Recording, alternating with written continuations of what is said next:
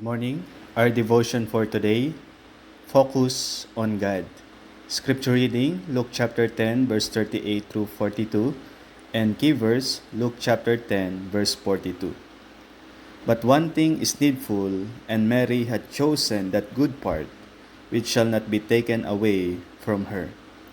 Makikita natin na si Martha ay pinili niya na maghanda ng pagkain sa hapunan. Walang pumilit sa kanya na ito'y gawin. Sa katotohanan, pag ating sinuri ang sitwasyon, makikita natin na si Martha ay baliwala sa kanya ang pagtatrabaho. Iniibig niya na makatanggap ng papuri sa kanyang pagluluto. Pero ito ang senaryo. Si Jesus ay ninanais niyang makipag-usap sa mga taong lumalapit sa kanya.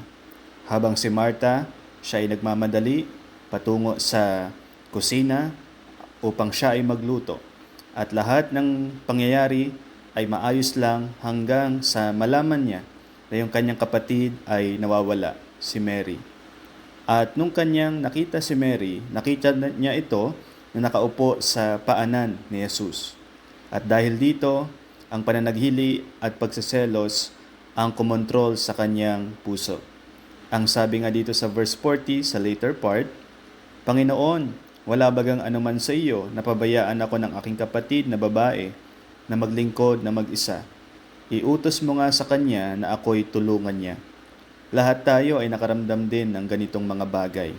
Although ang Diyos naiintindihan niya ang ating kahinaan, pero ang pagkaselos ay hindi niya binabaliwala. Sapagkat sa katotohanan, ang Diyos ay interesado siya sa buhay natin. At kadalasan pinapatunayan natin na mas interesado tayo na mas pahalagahan yung mga bagay na nasa ating sarili kaysa pahalagahan yung ating relasyon sa Diyos at pag-ibig sa Kanya. Kaya ang sabi ni Jesus kay Martha, datapwat isang bagay ang kinakailangan sapagkat pinili ni Maria ang magaling na bahagi na hindi aalisin sa Kanya. Pinili ni Maria na pahalagahan ang kanyang relasyon sa Diyos.